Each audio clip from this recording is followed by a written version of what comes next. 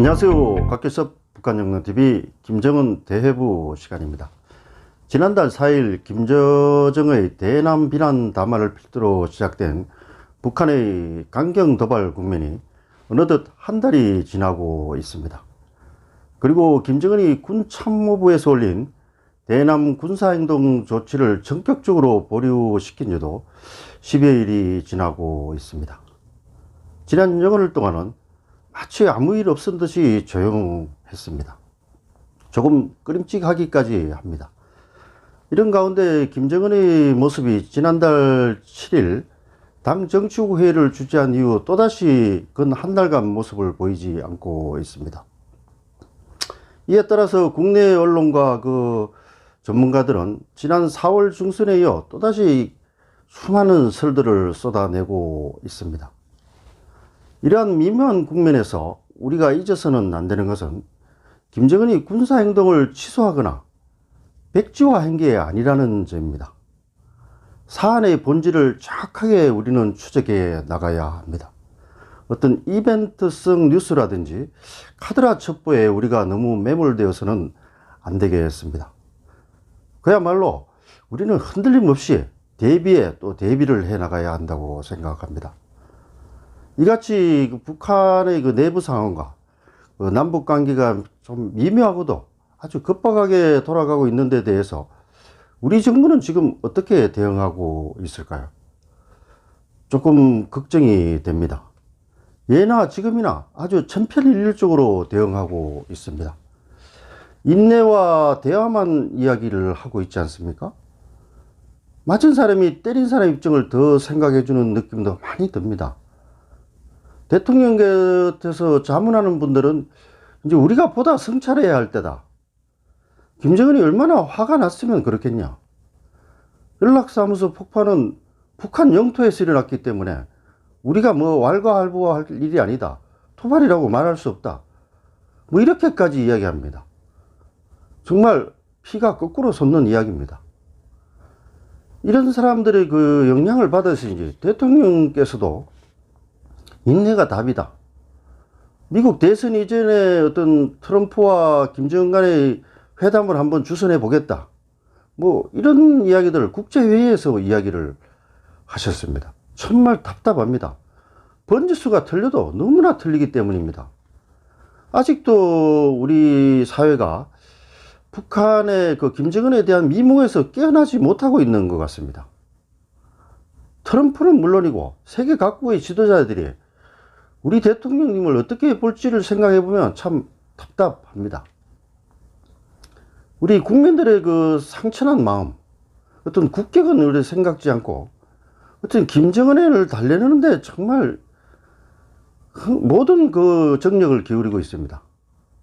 게다가 애꿎은 애들만 패고 있다는 말도 하지 않습니까? 안보를 강조하는 사람들에게는 그럼 전쟁하는 것이냐, 전쟁하자는 것이냐, 이런 말로 어떤 겁박하는데요. 정말 되지도 않을 말입니다. 누가 전쟁을 좋아하겠습니까?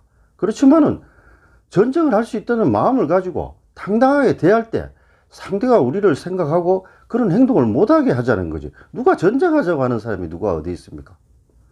정말 그렇게 말하시는 분들은 주변에 있는 친지 동료들하고 그렇게 마음 좋게 생활하는지 정말 한번 보고 싶습니다. 정말 그렇게 생활하고 있는지, 왜 김정은한테만 그렇게 자꾸 이야기를 하는지 정말 저는 요즘 사태를 보면서 답답하지 않을 수가 없습니다.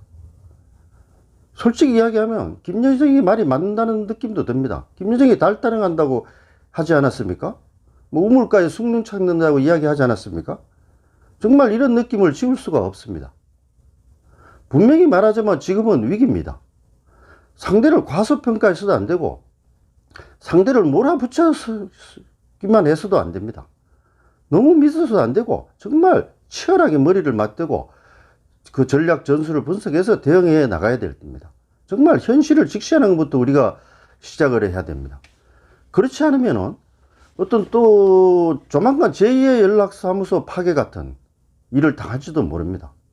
우리 천안함 폭침도 당해봤고 연평도 포격도 당해봤지 않습니까? 북한이 무슨 짓을 어떻게 합니까? 지금 일부 보도에 의하면은 청와대를 모형으로 해놓고 포격을 하고 있다고 이야기하지 않습니까? 사실을 직시해야 됩니다. 지난번 그 16일 날 남북 연락사무소가 폭파되기 전날도 우리는 북한에 대화를 제의했지 않습니까?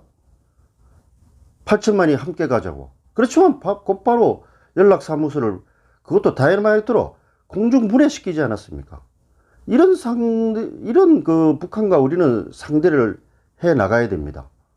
앞으로도 우리가 북한의 핵인질이 돼서 구차하게 살아갈 수도 있다는 것을 우리는 꼭 명심해야 합니다. 그래서 우리 국민 모두가 눈을 부릅뜨고 응시해 나가야 할 것입니다. 연락사무소 폭파 당연히 책임을 물어야 합니다. 만일에 북한이 또다시 다른 어떤 군사적 행동을 할 경우에는 어떤 천만배 보복을 하겠다, 정말 이런 각오를 가지고 결연한 의지를 표명해야 합니다. 그래서 저는 오늘은 어떤 그 지금 현재 현안이 되고 있는 그 김정은의 건강 문제, 그다음에 북한의 예상되는 행동, 뭐 이런 문제에 대해서 한번 제 의견을 다시 한번 그 말씀을 드리고, 보다 근본적으로는 뭐 김정은 정권의 안정도, 김정은 정권이 요즘 불안하다는 말이 굉장히 많은데요. 거기에 대해서 한번 제가 나름대로의 그 평가와 진단, 그리고 대책들을 한번 이야기해 볼까 합니다. 가장 먼저 김정은 건강 문제입니다. 김정은은 잘 아시다시피 어떤 심장질환 계통의 그 가족 병력을 가지고 있죠. 또 거기다가 130kg가 밀는 초고도 비만입니다. 그래서 언제든지 건강에 이상이 발생할 수 있습니다. 지금은 상당히 좀 건강에 좀 문제가 있는 그 징후도 많이 보이고 있고요.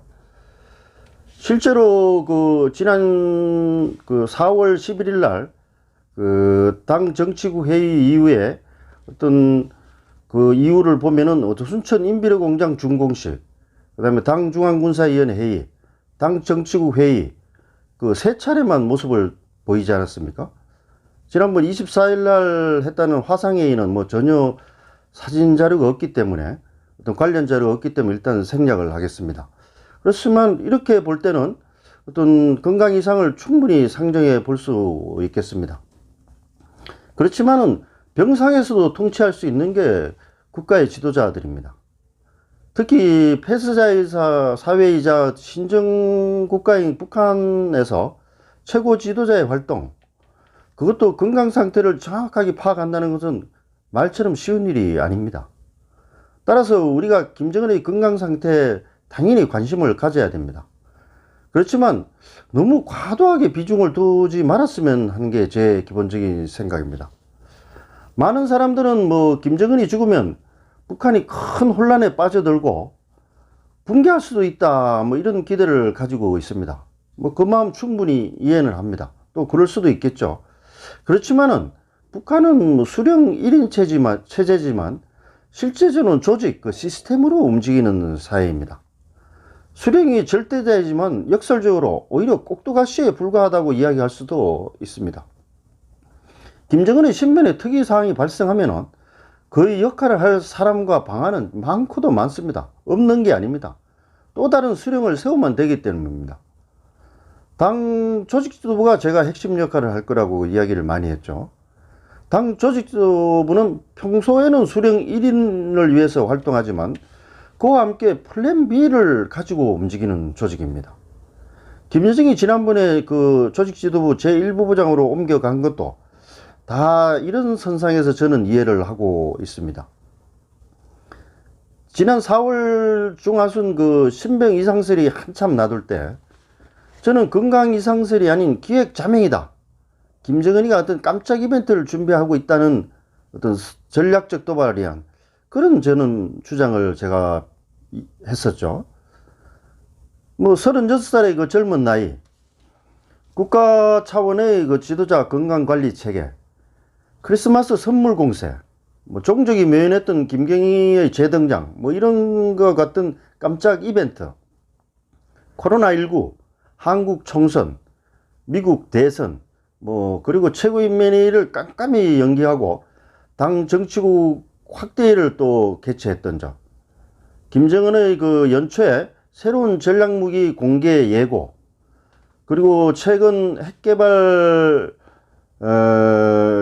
마침표를 찍을 필요성, 뭐 이런 등을 종합적으로 고려한 판단이었습니다.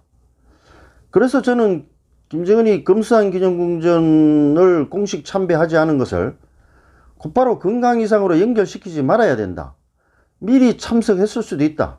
그리고 과거에도 김정일 시대는 참석하지 않은 시대들도 있었다. 뭐 이런 것들을 제가 이야기를 하지 않습니까? 그러면서 저는 어떤 국면을 하여튼 조작하기 위한 깜짝 행포에 우리는 더 주목해야 된다. 이렇게 주장했습니다.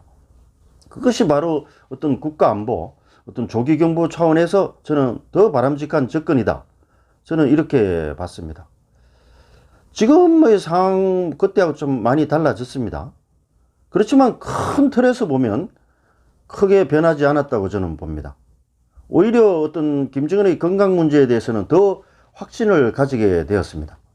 물론 제 판단도 뭐 틀릴 수 있습니다. 뭐 틀려서 지난 방송에도 이야기 드렸으면 김정은이가 좀 이상이 있으면 좋겠습니다.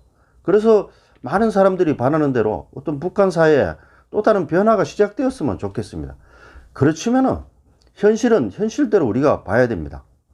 그래서 저는 이번에도 김정은의 개인적인 건강 문제라든지 북한 사회 내부 부안 문제로 접근하기보다는 정세 조작을 위한 준비된 기획 이벤트 쪽에 더 무게를 두고 있습니다. 제 판단의 요지는 이렇습니다. 김정은의 건강에 문제가 있는 건 사실이다.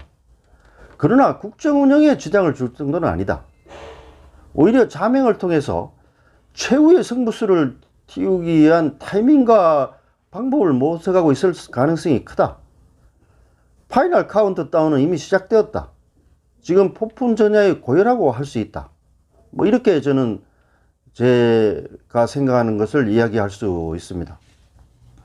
제가 이렇게 판단하게 된 이유는 첫째, 만약 김정은의 건강이 심각하다고 하면은 북한이 지난 6월초부터 드라이브를 걸었던 대남 강경 도발 국면 카드 할 수 있겠습니까?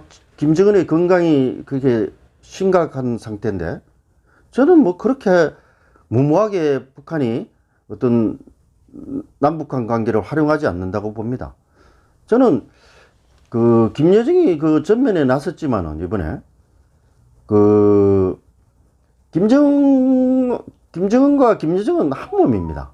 따라서 어떤 서로 대결이라든지 견제 뭐 이런 역할들은 저는 동의하지 않습니다. 실제로 주요 정책 결정에는 김정은이 주재하지 않았습니까?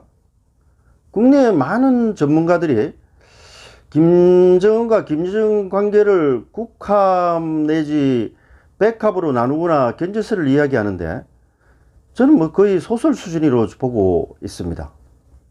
자유민주사회에서나 있을 수 있는 일입니다. 김정은과 김여정은 어린 시절부터 함께 살아온 정서적 동반자이고 최근에는 정치적 동반자입니다. 같이 노를 저어가는 관계입니다. 김정은 없는 김여정 생각할 수 없습니다. 후계자? 저는 후계자라기보다는 어떤 2인자, 백두혈통의 관리자라고 이야기하지 않습니까? 두 번째로 북한은 물론이고 한국, 미국, 중국 등 주변국의 동향도 아주 정상적이라는 데 고려해야 될 것입니다. 미국의 전략자산이 움직이는 것은 북한의 최근 군사행동에 관련된 그런 거고요. 그리고 앞으로 있을 군사행동에 대한 대비 조치이지만은 어떤 다른 것들은 정상적으로 가고 있습니다. 문재인 대통령은 뭐 며칠 전에 3차 미북 정상회담을 중재를 이야기하지 않았습니까? 많은 전문가들이 뭐 일본 고노 방위상이 이야기했던 김정은 건강 이상설을 많이 핵심 증거로 제시를 하는데 김정은 건강이 안 좋다는 전 뭐 어느 정도는 뭐 일본의 첩보 수준을 믿기 때문에 저도 뭐 어느 정도 유의는 하고 있지만은 또 어떤 절정적인 스모킹건적인 첩보는 저는 라고 보지 않습니다. 뭐 문재인 대통령님의 말씀도 있고 또 다른 뭐 주한 주북 러시아 대사 같은 경우에는 그걸 부정하지 않았습니까? 뭐 이런 첩보를 좀 종합적으로 봐야 된다. 이렇게 저는 생각합니다. 다음으로 당 중앙위원회 예비회의 및 화상회의 개최 건입니다. 많은 전문가들이 이런 이례적인 회의 행태를 두고 김정은의 건강 이상과 연관 지었습니다. 물론 어느 정도 일리가 있습니다. 충분히 생각해 봐야 될 사안이죠. 그런데 반대로 북한이 이렇게 억척을 불러 이렇게 빤한 방법을 왜 썼을까? 이런 점도 한번 생각해 봐야 하지 않겠습니까? 북한은 폐쇄사에서 얼마든지 정보를 조작할 수 있습니다. 그런데 어떤 이런 화상회의라든지 이런 걸 해서 일부러 이렇게 부각을 시킬 필요가 있었겠습니까? 또 예비회의다. 이런 참 굉장히 주목을 받게 이렇게 만들었거든요. 만일에 김정은이 건강이 안 좋았다면 어떤 과거와 같이 어떤 회의가 개최돼서 김정은이 관련 지시를 내렸다고 그냥 보도하면 됩니다. 근데 왜 이런 화상회의나 예비회의라든지 이런 포맷을 등장시켰습니까? 저는 여기에 숨은 그림이 있다고 봅니다. 극장국가 북한이죠. 또 김정은과 그 주변 사람들은 어떤 전략 전술, 선전선돌의 기재들입니다. 이번에 어떤 대남 군사 조치 보류라는 어떤 극적 반전과 함께 또 다른 어떤 극적 효과를 도모하지 않았나. 이렇게 저는 생각합니다. 그래서 회의 방식을 통해서도 어떤 임팩을 주고 싶어 했다. 이렇게 생각합니다. 그러면 그 노림수는 뭘까요? 저는 어떤 한국과 미국 사회나 이런 세계에 어떤 궁금증을 더 유발시키고 어떤 혼동상을 더 가미하려는 그런 노림수가 있지 않았나 이런 생각합니다. 그래서 당 중앙군사위원회 본회의라는 중요 결정 국면을 앞두고 어떤 관심을 이래 끌면서 시간도 좀 벌면서 자기들이 정세를 끌고 나가는 이런 생각을 하지 않았나 저는 생각을 합니다. 예비회의 이후 한 10여일 이상이나 지금 소강 상태를 계속 끌고 가고 있는 국면을 보면서 저는 좀 더 이런 생각이 굳어졌습니다. 언젠가 김정은이 짠 나타나면서 또 다른 반전 카드를 쓰겠죠. 우리가 주목을 해봐야 되겠지만요. 저는 화상회의는 아예 없었다고 저는 생각하는 사람입니다. 만일 정식으로 화상회의를 했다면 이것도 선전소재입니다. 다음 날 노동신문에 아주 도배를 했겠죠. 근데 전혀 사진이 없었습니다. 화상회의로 코로나 얘기를 하시는 분들이 참 많습니다. 근데 그것도 좀 반대로 한번 생각해 보세요. 그러면은 그동안에 했던 모든 당정군 집회의, 요즘 전 주민들이 동원된 대규모 어떤 군중 집회, 이런 것들은 어떻게 설명하시겠습니까? 그건 코로나하고 관계 없습니까? 저는 지금 김정은 같으면은 하여튼 평양을 떠나서 원산이라든지 신포 이런 동해안 지역 쪽에 체류하면서 어떤 전략적 도발을 모색하고 있지 않나, 큰 그림을 계속 그리고 있지 않나 이런 생각을 하고 있습니다. 그래서 김정은이 이런 화상회의를 택한 이유는 미국의 정찰 자산이 지금 전체를 떠서 북한을 샅샅이 보고 있지 않습니까? 이런 상황에서 코로나19를 통해서 국면에서 어떤 화상회의라는 게 전 세계적인 어떤 컨셉이 되지 않았습니까? 이거를 자기도 활용을 한 것이라고 저는 생각합니다. 화상회의를 했다라면 굳이 안 보여줘도 되고 자기의 동선이 노출이 안 되니까요. 저는 그런 쪽에서 화상회의는 봐야 된다. 근데 중요한 것은 화상회의보다 예비회의라는 건데요. 예비회의를 통해서 어떤 자기 지시를 내리면서 다음 본회의에 관심을 집중을 시키는 것이다. 이렇게 생각합니다. 그러면 김정은이 지금 노리고 있는 본회의, 그러면 언제쯤 김정은이 어떤 방식으로 나타나서 어떻게 국면 전환을 시키는 어떤 소재를 활용하겠느냐, 이런 문제를 한번 생각해 보도록 하겠습니다. 저는 하여튼 김정은은 오래지 않은 모습을 이제 드러낼 것이라고 봅니다. 더 이상 오래 끌면은 어떤 숨고르기 국면을 지나서 자칫하면 동력을 잃을 수 있기 때문입니다. 그렇지만 김정은의 최종 목표는 한국이 더 이상 이제 아니라고 봅니다. 어떤 재래식 무력 도발, 연평도 포격 같은 이런 도발도 충분히 우리는 대비를 해야 됩니다. 그렇지만 중간에 분명히 있을 수 있고, 그렇지만은 보다 큰 목표는 이제 한국보다는 미국 쪽으로 옮겨갔다. 저는 생각합니다. 당연히 뭐 미국에 옮겨가더라도 우리 문제이기 때문에 우리가 관련되지만은 저는 이제 미국과의 어떤 큰 판가리 싸움을 할 것이다. 이렇게 보고 있습니다. 그래서 그 판가리 싸움의 목적은 핵 보유국이고 경제 실리도 도모하는. 그래서 일단 미국 대선 이전에 핵 보유국 위치를 완전히 실질적으로 달성을 하고 미 대선 이후에 어떤 협상 국면을 펼쳐나가게 하는, 그것도 비핵화 협상이 아니라 그 군축 협상 국면을 끌고 나가는 그 대전략 전술을 지금 어떤 실행할 타이밍과 방법을 모색하고 있다. 저는 이렇게 생각합니다. 근데 참 좋은 목표지만은 반대로 트럼프의 군사 공격을 받을 수 있다는 그런 위험성이 있지 않습니까? 그래서 여기에 대해서 여러 논란이 지금 많은데요. 저는 김정은을 성부사라고 평가하고 있는 사람입니다. 따라서 도박사 그 트럼프와 어떤 일전을 벌이지 않을까, 이런 저는 생각을 하고 있습니다. 김정은의 성부사로서의 그 계산은 이미 끝났다고 봅니다. 일단은 지금 국면에서 어떤 코로나19라든지 미국 내 그 인종 갈등 문제라든지 어떤 실제로 대선에서의 효과 문제라든지 이런 전체 국면에서 어떤 트럼프가 어떤 북한을 상대로 해서 군사 공격을 감행하지는 못할 가능성이 높다. 혹시라도 트럼프가 어떤 그 군사 공격 카드를 써서 어떤 대선에 활용한다고 하면은 뭐 중국이라든지 소련, 그리고 2,500만 북한 주민을 본물해서 옥새 작전을 피면은 충분히 할 수 있다. 저는 이런 생각이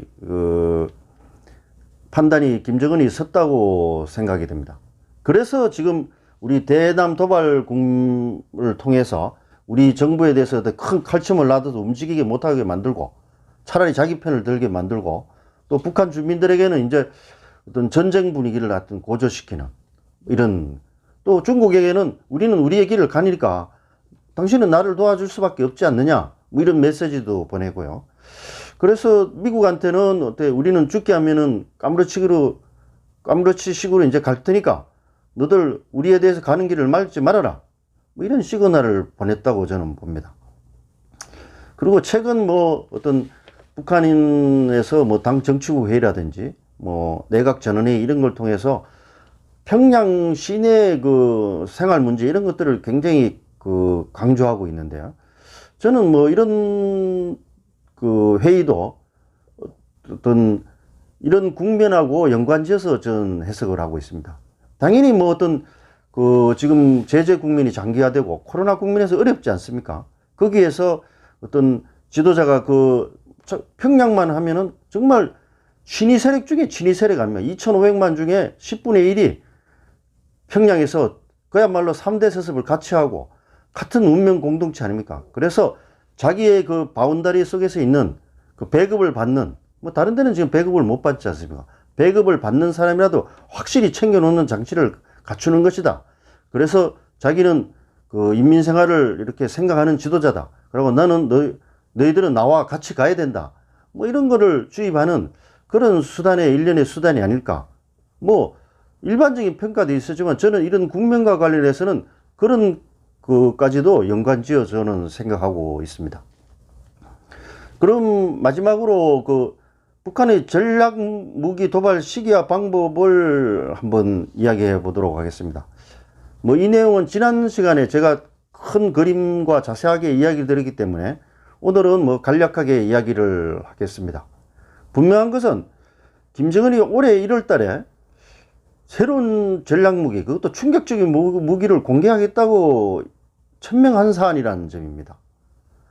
김정은이 허언했다고 치부하면 안 됩니다. 분명히 실행을 할 것입니다. 그런데 어느덧 반년이 이제 지났지 않습니까? 미국의 대선 시기에도 가까워지고 있습니다. 이제 김정은 입장에서 대선 이전 이후를 본격적으로 다뤄야 하지 않겠습니까?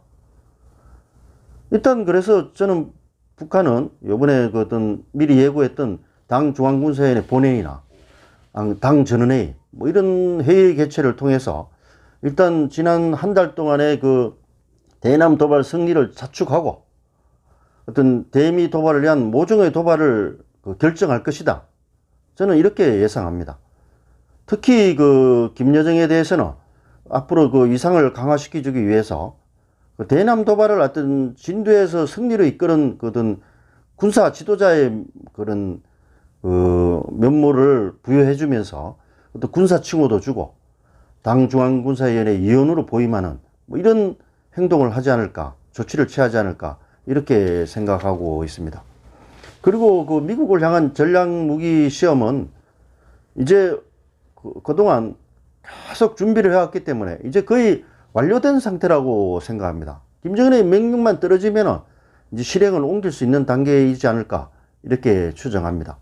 제가 이제 첩보를 다루지 않는 위치에 있기 때문에 그 상태에서 정확하게 이야기되지 않지만은 2018년 1월 1일 그 신년사를 통해서 어떤 대량무기 그 고도화 그리고 실전 배치 지시를 내렸습니다. 그래서 그때로 치면 2년 반이 지났습니다.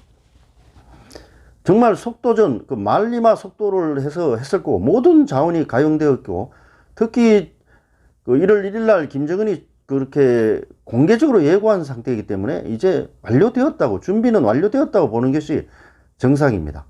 그래서 일단 저는 그 전략무기 시험은 이제 임박해 있다 이렇게 보고 있습니다. 그래서 특히 북한은 그 기념일을 중요시하는 사회이기 때문에 어떤 뭐 이것도 결정적인 고려요소는 아니지만 어떤 기념일도 우리가 유념해서 봐야 된다 이렇게 생각합니다. 뭐 당면에서 7월 4일 미국 독립기념일은 아주 정면 도발이 되기 때문에 저는 과거에 ICBM 쏠 때는 그런 날을 택한 적도 있지만 지금 단계는 그 정도의 정면 도발을 할 시기는 아니다 이렇게 보기 때문에 뭐 가능성은 배제할 수 없겠죠. 그렇지만 7월 4일 미국 독립기념일은 일단 좀 낮다고 보고요. 그 다음부터는 어떤 7월 27일 정전기념일, 북한은 이날을 하여튼 조국 해방투쟁 승리일이라고 하고 있습니다. 김일성이 이끌었던 반미 투쟁을 승리로 이끈 날이라고 생각하기 때문에 지금 김정은이 김일성을 벤치마킹하고 있지 않습니까? 따라서 제2의 김일성, 제2의 반미투쟁 승리일로 기념하는 측면에서 7월 27일을 점해서 쏠 수도 있다고 생각하게 됩니다. 그 다음에는 8월 한미합동군사훈련, 을지 포커스 렌즈가 시작되면은 저는 분명히 어느 타이밍을 모색할 거라고 봅니다. 뭐 과거에도 그렇지 않습니까? 근데 지금 시국은 틀림없이 어떤 그런 고려를 하지 않을까 이렇게 생각이 됩니다. 그리고 마지막으로는 10월 10일 당 창건 75주년. 여기에 북한의 모든 체제 목표, 모든 사업 방향, 계획, 실천 이것들이 모든 게 종착역이 지금 현재 2020년은 10월 10일 당 창건 75주년입니다. 따라서 이 날은 김정은의 위대성을 선전하는 날이기 때문에 또 다른 중요한 날이 될 것으로 생각합니다. 그래서 이러한 날들을 우리가 주목해야 된다 이렇게 생각합니다. 한편 도발의 형태는 탄도미사일 탑재 신형 잠수함 건조식 아니면은 SLBM 발사 또 최고의 강경 조치는 ICBM 시험 발사가 되겠죠. 특히 SLBM, ICBM 도발은 트럼프의 레드라인을 자극하는 것이기 때문에 상당히 어떤 우리가 대비를 해야 되고 특히 사전 경고를 통해서 그거는 막아야 된다. 뭐 지난번 시간에는 어떤 그런 징후가 보면은 서지컬 스트라이크까지 우리는 고려해야 한다고 제가 강조하지 않았습니까? 그만큼 게임 체인저이기 때문에 우리는 신경을 지금 바짝 써야 될 때다 이렇게 생각을 합니다. 따라서 우리는 지금 어떤 북한에 대한 섣부른 기대로 어떤 대화를 제의하고 이럴 때가 저는 아니라고 생각합니다. 지금은 우리도 조금의 시간을 갖고 숨고르를 하면서 지난 시기를 복귀하고 앞으로의 대전략을 재조정하는 그런 시기라고 생각합니다. 그래서 미국과의 철통 같은 공조를 해서 안보태세를 아주 튼튼히 하는 데 우선을 둬야 된다고 생각합니다. 그러면서 어떤 미국과 중국을 활용한 북한의 전략무기 도발을 저지하고 또 북한의 핵미사일 실전 배치 이후 국면도 우리가 지금 검토해서 대비해 나가야 될 때라고 생각합니다. 생각보다 시간이 많이 흘렀습니다. 오늘 다루기로 했던 두 번째 주제, 김정은 정권은 안정적인가 불안전한가, 이 주제는 시간 관계상 다음번 시간에 다루는 게 좋겠습니다. 그래서 오늘 방송은 이것으로 마치도록 하겠습니다. 아무쪼록 지금은 우리가 북한에 대해서 어떤 색안경을 쓰고 각자가 보고 싶은 대로 볼 게 아니라 아주 정말 냉철하고도 아주 우리의 생사가 걸려 있다는 그런 각오를 가지고 북한을 보고 대처해 나가야 된다는 것을 다시 한번 강조하면서 오늘 방송을 마치도록 하겠습니다. 감사합니다.